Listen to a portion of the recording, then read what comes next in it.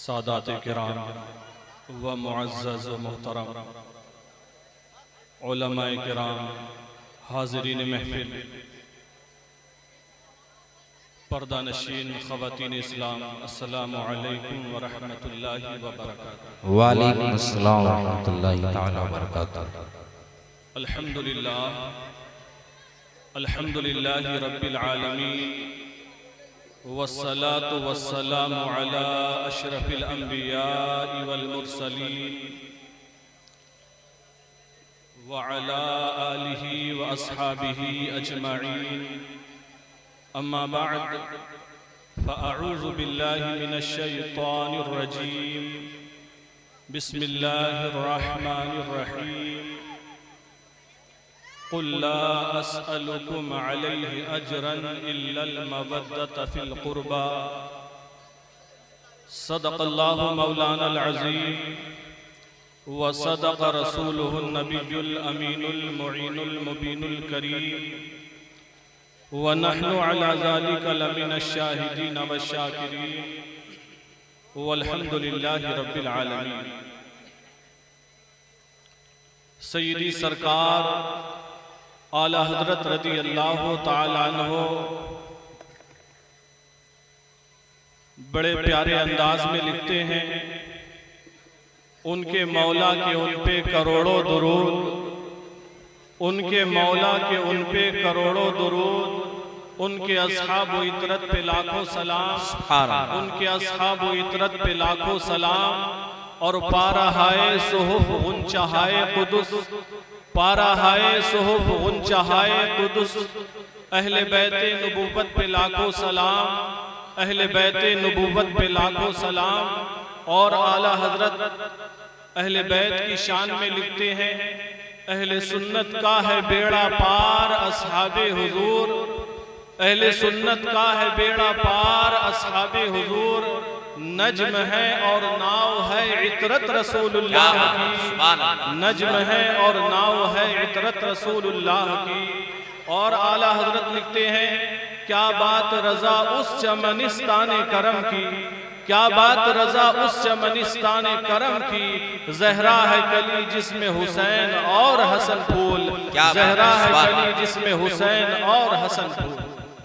मुअज़्ज़ज़ सामईन किराम, आइए कुछ अर्ज़ो मारूफ से कब्ल हम और आप मिलकर इंतहाई अक़ीदत व मोहब्बत के साथ गुंबदे खदरा में आराम फरमाने वाले आका, लंबे लंबे हाथों से भीख देने वाले दाता, हम गरीबों के गम गुसार सय्यदे अबरारो अखियार, नाइबे परवरदिगार मौलाए किबार, रूही फिदा अहमद मुजतबा मोहम्मद मुस्तफ़ा अलैहि तहियतो व सना की मुक़द्दस बारगाह में दुरूदो सलाम का नजराना पेश करें और पढ़ें, अल्लाहुम्मा सल्लि अला सय्यिदिना मुहम्मदिन व बारिक व सल्लल्लाहु तआला अलैहि वसल्लम। मुअज़्ज़ज़ सामईन किराम, आज हम और आप हुजूर सय्यद मंजूर अली मियां साहब क़िबला रहमतुल्लाहि ताला अलैहि और हुजूर नूर अली मियां साहब क़िबला रहमतुल्लाहि ताला अलैहि के मुबारक उर्स की महफिल में हाजिर हैं। अल्लाह रब्बुल इज़्ज़त की बारगाह में दुआ करते हैं कि अल्लाह ताला हमारी आपकी इस हाज़िरी को कबूल फरमाए और इन बुजुर्गाने दीन को जो हमारे आपके आका व मौला हुजूर सल्लल्लाहु ताला अलैहि वसल्लम से निस्बत है, उस निस्बत के सदक़े अल्लाह ताला हमारी आपकी मुरादों को पूरा फरमाए। आमीन। मोहतरम सामईन किराम, मैं भी कसीर मसरूफियत के बावजूद मैं भी बहुत बिजी था, लेकिन हजरत सैयद आले रसूल मियां साहब क़िबला का फोन गया कि आपको हाजिर होना है, तो हुक्म पर अमल करते हुए मैं हाजिर हुआ। हालांकि अभी भी मुझे यहाँ से जाने के बाद कुछ काम निपटाना है। असल में हमारे यहाँ दरगाह आला हजरत जामिया रज़विया मंजर इस्लाम के जो प्रिंसिपल हैं हजरत अल्लामा मुफ्ती मोहम्मद आकिल साहब किबला मिसबाही, वो बुखारी शरीफ जिसके बारे में फरमाया गया असहुल कुतुबी बअदा किताबिल्लाहि ताला, अल्लाह की किताब के बाद जो जमीन पे किताबें लिखी गई उनमें सबसे सही किताब बुखारी शरीफ। सुभान अल्लाह। उस बुखारी शरीफ की वो शरह लिख रहे हैं और उसकी प्रूफ रीडिंग का तस्हीह का काम हम 2-3 लोगों के जिम्मे है, जिसमें से एक मैं भी हूं। और वो किताब आज ही छपने के लिए जाना थी, लेकिन मेरे पास जो है मैंने तकरीबन 600 सफ़े तो मुकम्मल कर दिए उसके, लेकिन अभी भी तकरीबन 100 सफ़े बाकी हैं। तो इस वजह से 2 दिन के लिए रोका है। इंशाअल्लाह सनीचर को वो मेल के जरिए दिल्ली भेज दी जाएगी। तो 100 सफ़े मुझे कुछ रात में और कल के कुछ दिन में वो मुकम्मल चेक करना है।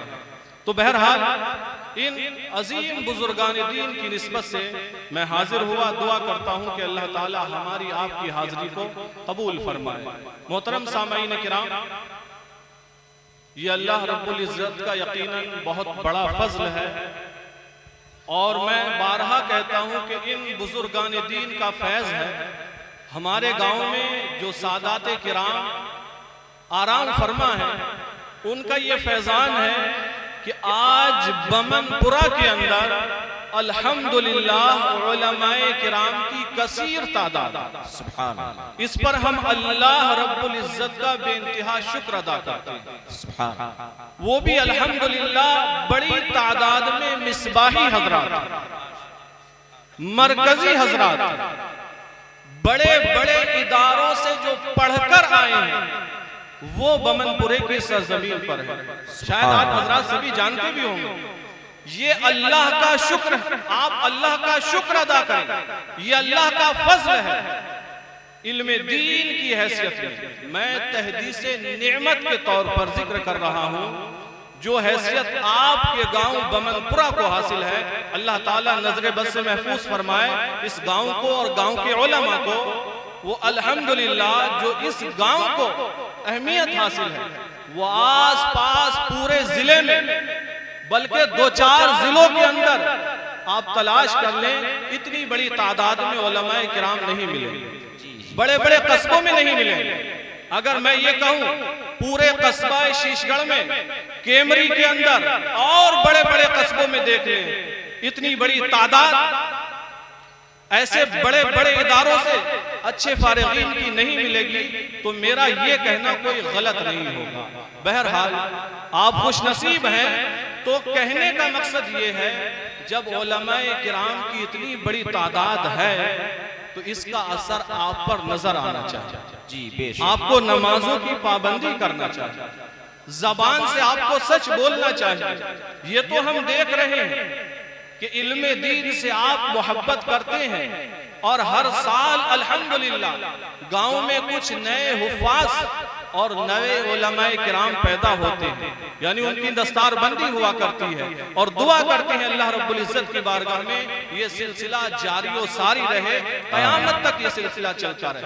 बहरहाल तो हम आप इन सादाते किराम के मुक़द्दस उर्स की महफिल में हाजिर हैं। मोहतरम सामईन किराम, ये अल्लाह के रसूल सल्लल्लाहु अलैहि वसल्लम की आल है, औलाद। हम इनसे यकीनन इस निस्बत से मोहब्बत करते हैं कि ये हुजूर सल्लल्लाहु ताला अलैहि वसल्लम की औलाद है। सुभान अल्लाह। हुजूर सल्लल्लाहु अलैहि वसल्लम की आल है और इस निस्बत से जो भी इनसे मोहब्बत रखेगा, जो भी इस निस्बत से इनका साथ देगा, इनका ताउन करेगा, उससे अल्लाह के नबी सल्लल्लाहु ताला अलैहि वसल्लम खुश होंगे और जिससे हुजूर अलैहि सलाम खुश हो गए उसका दुनिया में भी बेड़ा पार है और आखिरत में भी उसका बेड़ा पार। क्या शेख इब्ने अरबी, शेख अकबर मुहियुद्दीन इब्ने अरबी अलैहि रहमत, ये बड़े पाए के आलिम दीन हैं। जो लिखते हैं बड़ा मजबूत लिखते हैं, कमजोर मौजू ज़ईफ वाक़यात को ये नहीं लेते। जैसे आला हजरत ने जो लिख दिया वो बड़ा ही मजबूत और मुसल्लम होता है, ऐसे ही शेख अकबर मुहियुद्दीन इब्ने अरबी अपने जमाने के बुजुर्ग हैं। वो अपनी किताब मुसामरातुल अखयार के अंदर तहरीर फरमाते हैं कि हजरत अब्दुल्लाह इब्ने मुबारक रदी अल्लाह ताला अन्हु से मरवी है। अगर मेरी आवाज साफ ना पहुंचती हो तो इको को कम कर दिया जाए, क्योंकि मुझे शोर मचाने का शौक नहीं है। मेरा मकसद ये रहता है कि मेरा पैगाम, मेरी बात आप तक पहुंच जाए, क्योंकि ये सब मेरे गांव के हैं। कोई मेरे वालिद हैं, कोई चचा हैं, कोई मामू है, कोई भाई है, कोई फूफा है। अब मुझे इसकी जरूरत नहीं मैं कभी इधर हाथ फेंकूं, कभी उधर फेंकूं, कभी इधर कूदूं, इन्हें क्या दिखाना है। बहरहाल तो हजरत अब्दुल्ला इब्ने मुबारक रदी अल्लाह ताला अन्हु तहरीर फरमाते हैं, बाज मुतकद्दिमीन को, यानी पहले के जमाने में बाज लोगों को हज करने की बड़ी आरजू और तमन्ना थी। चुनांचे जिन्हें बड़ी आरजू तमन्ना थी वो बयान करते हैं कि मुझे एक मर्तबा ये खबर दी गई कि बगदाद में एक काफिला आया हुआ है जो हज करने के लिए जा रहा है। काफिले चलते थे तो बड़े बड़े शहरों में क़ियाम करते थे। तो वो शख्स कहते हैं मेरे दिल में आरजू तो बहुत थी, मैंने 500 दिनार अपनी आस्तीन में डाला। पहले जमाने के लोग रुपया पैसा बड़ी बड़ी आस्तीनें होती थी, इसमें रखकर मोड़ लिया करते थे। बचपन में हमने देखा घरों में औरतें भी रखती थी। 500 दिनार अपनी आस्तीन में डाले और मार्केट की तरफ निकल गए कि हज जाने में जिन सामान की, जिन चीजों की जरूरत होगी वो खरीद कर ला। वो कहते हैं मैं एक रास्ते से जा रहा था, एक खातून, एक औरत मेरे सामने आई और उन्होंने मुझसे कहा अल्लाह ताला तुम पर करम फरमाए, मैं एक सैयद ज़ादी हूँ लेकिन मुसीबत ज़दा हूँ, मैं परेशानी में हूँ। मेरी बच्चियों का हाल ये है कि तन पर लिबास तक सलामत नहीं और कई दिन के फाके से हम लोग। वो शख्स कहते हैं कि उस खातून की बात मेरे दिल पर असर कर गई और मैंने पूरे 500 दिनार निकालकर उनकी झोली में डाल दिए और मैंने कहा कि आप जाइए अपनी जरूरियात इनसे पूरी कर लीजिए। बयान करते हैं मैं उनको 500 दिनार देकर वापस हुआ और अल्लाह ताला ने उस साल मेरे दिल से हज की आरजू को निकाल दी। फिर काफिला हज करने के लिए गया। बगदाद के मेरे कुछ दोस्त, मेरे साथी मिलने वाले भी हज करने के लिए गए। जब वो हज करके वापस आ गए तो मैंने सोचा चलो मुलाकात कर लूं, सलाम कर लूं, हज की मुबारकबाद दे दे। तो मैं एक दोस्त के पास गया, सलाम किया, मैंने कहा अल्लाह ताला आपका हज कबूल फरमाए और अल्लाह ताला आपकी कोशिशों को मुबारक और कामयाब फरमाए। तो उस दोस्त ने पलटकर जवाब दिया कि अल्लाह ताला आपका भी हज कबूल फरमाए और आपकी कोशिशों को भी कामयाब फरमाए। इससे ताज्जुब हुआ कि मुझे मुबारकबाद हज की, लेकिन कुछ बोले नहीं। दूसरे मिलने वाले दोस्त के पास गए, उसे जब मुबारकबाद दी कि अल्लाह ताला तुम्हारा हज कबूल फरमाए, तो उसने भी इन्हें मुबारकबाद दी कि अल्लाह ताला तुम्हारा भी हज कबूल फरमाए। कहते हैं कई दोस्तों के पास गया, जिसे भी मैंने मुबारकबाद दी उसने वापस मुझे मुबारकबाद दी और कहा अल्लाह ताला तुम्हारा भी हज कबूल फरमाए, तुम्हारी कोशिशों को भी अल्लाह ताला कामयाब और मुबारक फरमाए। चुनांचे ये सोच में थे कि मामला क्या है, मुझे क्यों मुबारकबाद दे रहे हैं। घर वापस आ जाते हैं, फिर नमाज इशा से फारिग होने के बाद जब सो जाते हैं, अब ख्वाब देखते हैं, नसीबा बेदार होता है, किस्मत जाग जाती है। ख्वाब में हुजूर सल्लल्लाहु अलैहि वसल्लम का दीदार नसीब होता है। हुजूर अलैहि सलाम इरशाद फरमा रहे हैं, आज तुम्हारे दोस्त जो तुम्हें मुबारकबाद पेश कर रहे थे, तुम इससे ताज्जुब ना करो, वो इसलिए मुबारकबाद दे रहे रहे थे कि तुमने मेरी एक गरीब बेटी की मदद की थी, इस बिना पर मैंने तुम्हारे हक में अल्लाह ताला की बारगाह में दुआ की, तो अल्लाह ताला ने मेरी दुआ की वजह से हूबहू तुम्हारी शक्ल का एक फरिश्ता पैदा फरमाया, तुम्हारी शक्ल सूरत में एक फरिश्ता पैदा किया, उस फरिश्ते ने तुम्हारी तरफ से हज किया है। इन सब लोगों ने उसी फरिश्ते को देखा है और ये समझ रहे हैं तुम भी हज करके आए हो। उस फरिश्ते ने तुम्हारी तरफ से हज किया है और हर साल वो फरिश्ता तुम्हारी तरफ से हज करता रहेगा और सवाब अल्लाह ताला तुम्हें अता फरमाता रहेगा। अल्लाहु अकबर, क्या अजमत है। आले रसूल के अगर काम आ जाए तो अल्लाह ताला फरिश्ता पैदा फरमाकर मदद करने वाले का हज करा देता है। क्या बात है, बहुत अच्छा। तो मोहतरम सामईन किराम, यकीनन रसूल पाक अलैहिस्सलाम की जो निस्बत है वो सबसे बढ़कर, यकीनन सबसे बढ़कर, और वही निस्बत जो हम इन सादाते किराम का एहतराम करते हैं, अदब करते हैं और इनकी बारगाहों में हाजिर होते हैं। मोहतरम सामईन किराम, तमाम उलमाए किराम रसूल पाक अलैहिस्सलाम की अज़मतों को बयान करते हैं और क़यामत तक करते रहे। आला हजरत रज़ी अल्लाह ताला अन्हु ने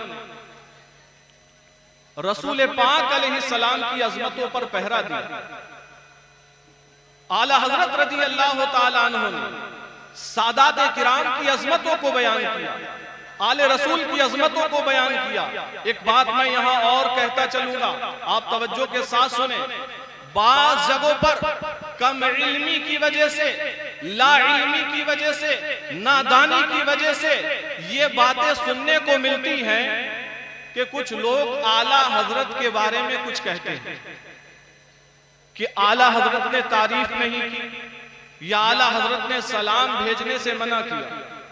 मोहतरम सामईन किराम, याद रहे आला हजरत ही हैं जो अहले बैत की तारीफ करते हुए फरमाते हैं उनके मौला के उन पर करोड़ों दुरूद, उनके असहाब व इतरत पे लाखों सलाम। इतरत किसे कहते हैं? रसूल पाक अलैहिस्सलाम के खानदान को कहते हैं, आपकी औलाद को कहते हैं। तो आला हजरत सलाम नहीं बल्कि लाखों सलाम भेज रहे हैं। लोगों ने तारीफ की है आले रसूल की, सादाते किराम की, लेकिन ये याद रखें सारे उलमाए किराम, सारे खुतबाए इज़ाम आले रसूल की सारी तारीफ करने वाले, अज़मतें बयान करने वाले करते रहेंगे, लेकिन आला हजरत ने सादाते किराम की, आले रसूल की जो तारीफ की है सब मिलकर ज़मानों तारीफ करते रहे, लेकिन आला हजरत ने एक शेर में जो तारीफ कर दी है वो सब मिलकर जिंदगी भर भी नहीं कर सकते हैं।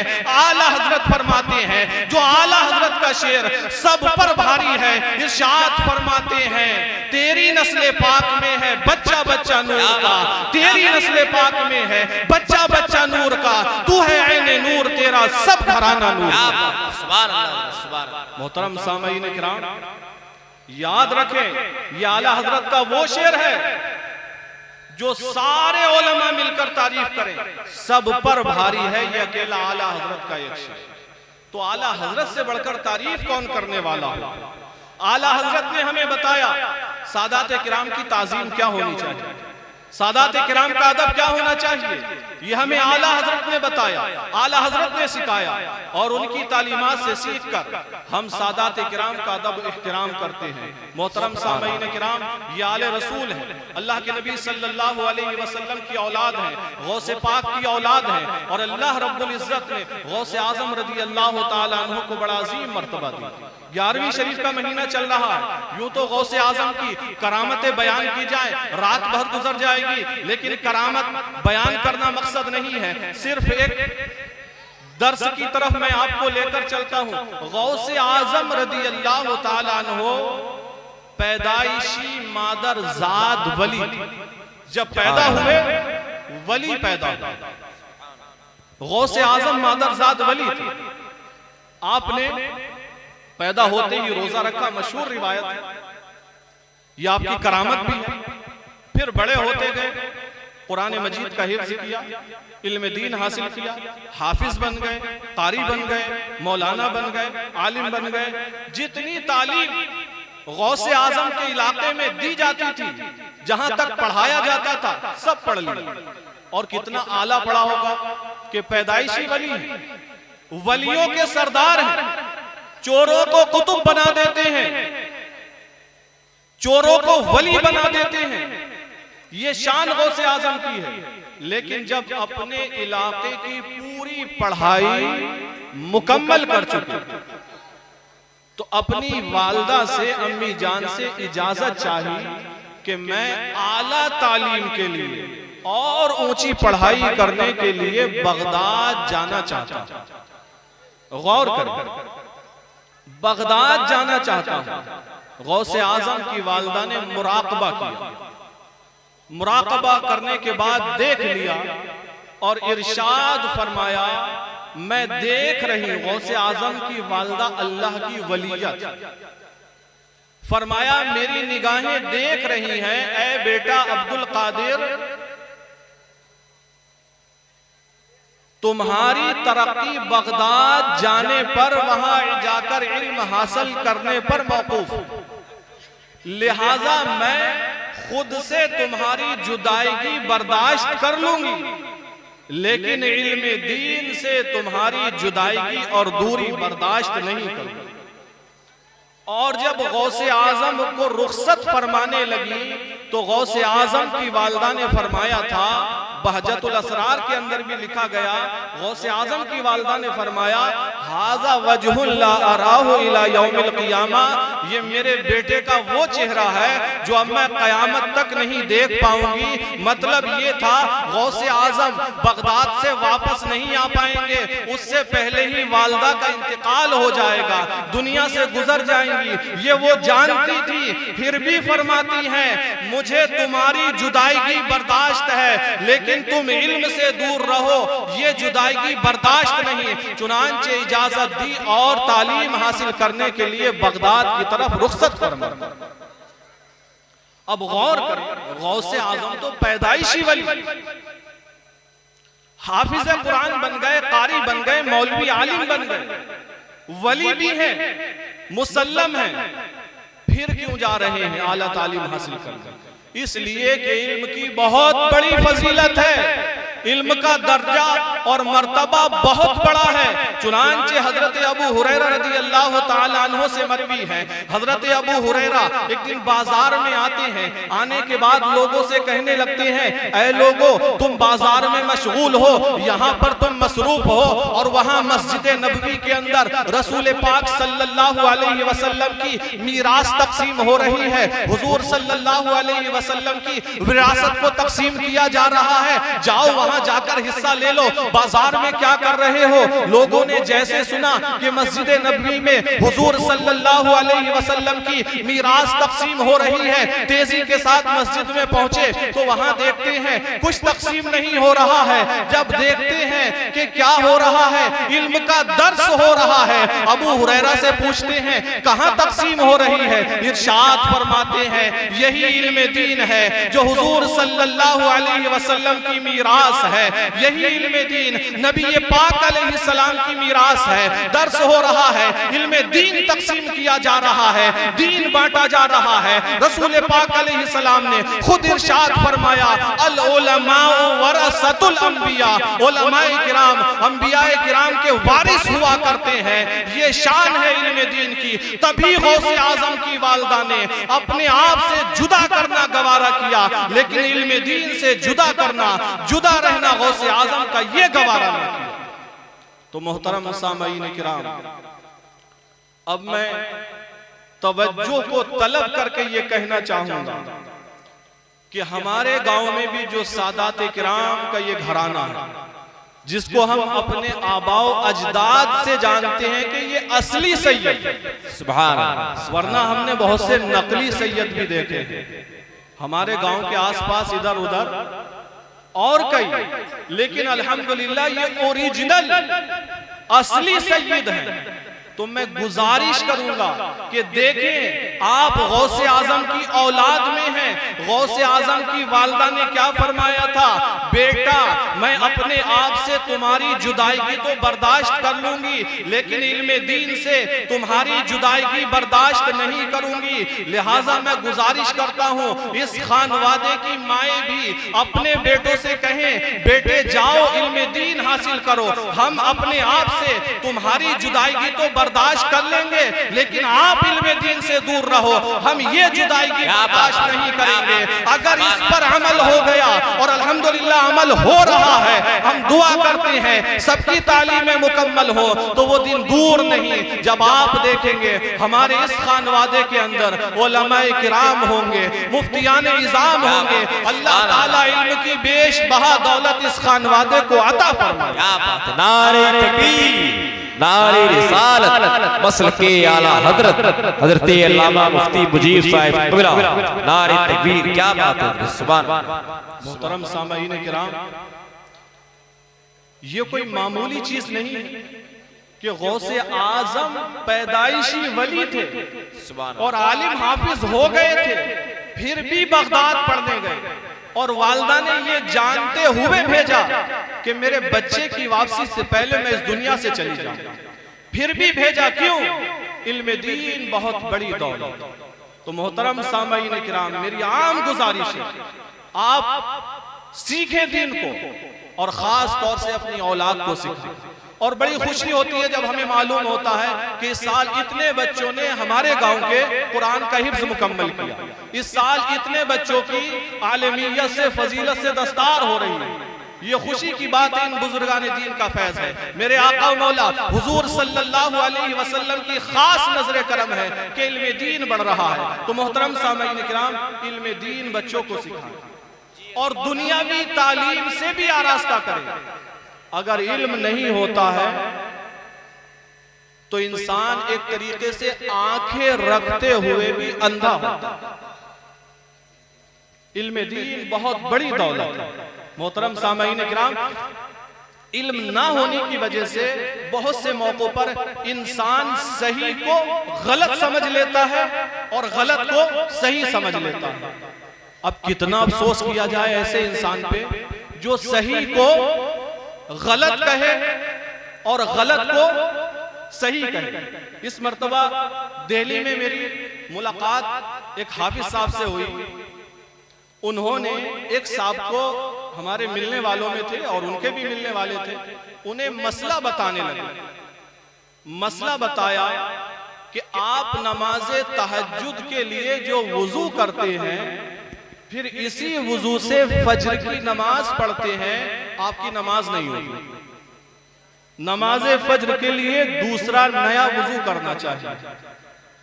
और इत्तेफाक की बात, सहरी का वक्त वो मेरे सामने मसला बता रही है। मैंने सोचा ये आपस में बातचीत लोग खूब करते ही रहते हैं, दोस्ती है, शायद मजाक कर रहे हैं। उन्होंने एक बार, दो बार, तीन बार बताया। मैंने चेहरा देखा कि इनका मूड तो मजाक का नहीं दिख रहा। जब कई बार बताया तो मैंने पूछा, हजरत क्या आप मजाक कर रहे हैं या वाकई बता रहे हैं? तो मुझसे भी कहने लगे यही है मसला, ऐसा ही है। मैंने कहा अगर आप ऐसा समझते हैं तो आप गलत। बोले नहीं यही है। मैंने कहा आप गलत नहीं, 100% नहीं, आप 1,00,000% गलत है। मेरा चैलेंज है, आप कहीं दिखा नहीं सकते ऐसा मसला, ये गलत है। तो वो हाफिज जी आदमी थे, इल्म तो था नहीं। वो कहने लगे नहीं ऐसा ही है, मैंने पढ़ा है। मैंने कहा कहीं दिखा दो। बोले दिखा दूंगा। मैंने उसी टाइम नेट पे बहारे शरीयत निकाली, फतावा फैजुर रसूल निकाली, कई किताबें, और उनमें लिखा हुआ दिखाया कि तहज्जुद की नमाज के लिए जो वुजू किया जाए उससे सारी नमाजें पढ़ सकते हैं। कई किताबों में फिर मैं उनको दिखाता रहा। एक दिन दिखाया, दूसरे दिन और दिखाया, तीसरे दिन और दिखाया, और मैं उनसे कहता रहा रोजाना, हजरत आप भी तो दिखा दीजिए कहाँ लिखा हुआ। तो बोले अरे मेरे पास बहारे शरीयत नहीं है। मैंने बहारे शरीयत भी मंगवा दी। मैंने कहा इसमें देख लीजिए। बोले अरे वो बहुत टाइम लगेगा, मुझे कुरान पढ़ना रहता है। उसके बाद फिर मैंने पूछा आप आराम से निकाल लेना, फिर वो नाराज होने लगे। तो ये हाल होता है जब इल्म नहीं होता तो सही को गलत और गलत को सही समझ लेता है। इस सिलसिले में और मैं एक रिवायत बयान करके बात को मुकम्मल करूं कि अगर इल्म नहीं होता है तो इंसान यकीनन बहुत सी गलत चीजों को ही सही समझता है और सही चीजों को गलत समझता है। चुनांचे एक रिवायत है, कहां तक सही, बयान किया गया कि एक बादशाह था, एक हाकिम था, तलवार चलाने का बड़ा शौक था लेकिन चलाना नहीं आती थी। तो अपने खादिम के साथ, वजीर के साथ निकला और तलवारबाजी करने लगा, तलवार चलाने लगा। चलाना जानता नहीं था, धोखे से एक मर्तबा उसकी अपनी तलवार उसी की नाक पर लगी और नाक कट गई। बड़ा अफसोस भी हुआ और गुस्सा भी आया, करे तो करे क्या। नाक कट गई, सर्जरी का दौर भी नहीं था कि जुड़ जाती, कट गई तो कट गई। अब जब दरबार में गया दूसरे दिन और उसकी नाक कटी हुई देखी तो दरबार में एक दो लोग हंस गए, उनकी हंसी निकल गई। तो भाई वक्त का हाकिम था, गुस्सा आया और कहा ये मुझे देखकर हंसते हैं, ले जाओ इनकी भी नाक काट दी जाए। उसने आर्डर किया और उनकी नाक काट दी। अब कई नाक कटे हो गए, उन्हें देखकर और लोग हंसे, तो जो हंसे उनकी भी नाक कटवा दी गई। अब धीरे धीरे ये कानून बन गया कि नाक कटों को देखकर जो हंसेगा या इनकी मजाक बनाएगा उनकी नाक काट दी जाएगी। बहुत सारे लोगों की नाक कट गई। उसके बाद ये कानून बन गया, जो बच्चा पैदा होगा, जैसे हमारे आपके यहाँ खतना होती है ना मुसलमानी है, वहां का कानून बन गया बच्चे की पैदाइश के बाद उसकी नाक भी काटी जाएगी। अब सारे बच्चों की नाकें कटने लगी। वो बच्चे बड़े हुए, जवान हुए, उन्होंने सारे नाक कटे हुए देखे, नकते देखे। उन्होंने कोई दूसरा नाक वाला देखा ही नहीं था। जमाना गुजरता चला गया। मुद्दतों के बाद दूसरे देश से, दूसरे इलाके से एक आदमी आया। जब वो आया, इन लोगों ने उसकी नाक देखी ऊंची सी तो सब हंसने लगे। बच्चे पीछे पीछे भागने लगे, उसका मजाक उड़ाने लगे, कहने लगे अरे इसको देखो इतना बड़ा हो गया, अभी तक नाक लगाए है, इसे पता ही नहीं कि नाक कटाई जाती है। इतना बड़ा हो गया, नाक लगाए फिर रहा है, इसे पता ही नहीं है कि नाक कटाई जाती है। अब बताओ जरा, वो गलत काम को सही समझ रहे थे और जो सही था नाक को बरकरार रखना, उसको गलत समझ रहे थे। क्योंकि उनके पास इस सिलसिले में इस बारे में मालूमात नहीं थी। तो मोहतरम सामाईन किराम, जब इल्म होता है तो आंखों की बीनाई होती है, रोशनी आती है, और जब इल्म नहीं होता है तो फिर इंसान एक तरीके से आंखें रखते हुए भी अंधा हुआ करता है। मोहतरम सामाईन किराम, आखिरी बात मैं जिक्र करके आखिरी पैगाम और आखिरी नसीहत करने के बाद अपनी बात को मुकम्मल करूं। हम आले रसूल की महफिल में, रसूल पाक सल्लल्लाहु अलैहि वसल्लम की आल की महफिल में है, इमाम हुसैन, इमाम हसन की औलाद की महफिल में। जरा बताएं, जब मुहर्रम का महीना आता है, इमाम हुसैन की शहादत को कसरत से बयान किया जाता है, सब जगह बयान किया जाता है और बयान करना भी चाहिए। लेकिन इमाम हुसैन रज़ी अल्लाह ताला अन्हु ने करबला के मैदान में अपना सर क्यों कटाया? क्योंकि आपने यजीद की बैअत नहीं की। इसीलिए तो करबला की जंग हुई। अगर बैअत कर लेते, यजीद के हाथ में हाथ दे देते, उसको अपना पीर मान लेते, तो कोई जंग होती? कोई जंग नहीं होती। लेकिन इमाम हुसैन ने यजीद की बैअत क्यों नहीं की? क्योंकि यजीद बेनमाजी था, नमाजें पढ़ता भी था और छोड़ता भी था, शराब भी पीता था, झूठ भी बोलता था, तरह तरह के गुनाह करता था, और एक फासिक व फाजिर के हाथ में इमाम हुसैन अपना हाथ नहीं दे सकते।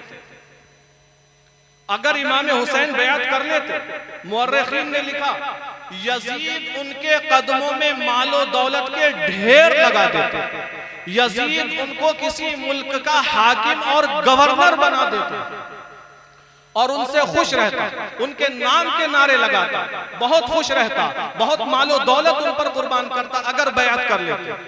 लेकिन फिर भी इमाम हुसैन ने क्यों नहीं की? अगर इमाम हुसैन बैअत कर लेते तो इमाम हुसैन के नाम के नारे भी लगाए जाते, इमाम हुसैन मालो दौलत वाले भी हो जाते, लेकिन लोग नमाजें नहीं पढ़ते। नमाजों की पाबंदी नहीं करते, लोग सच बोलने की पाबंदी नहीं करते, नारे तो लगाते लेकिन नमाजें छोड़ते, झूठ बोला करते, शराब पिया करते, चुगली करते और तरह तरह की बुराइयों में मुलव्विस रहते।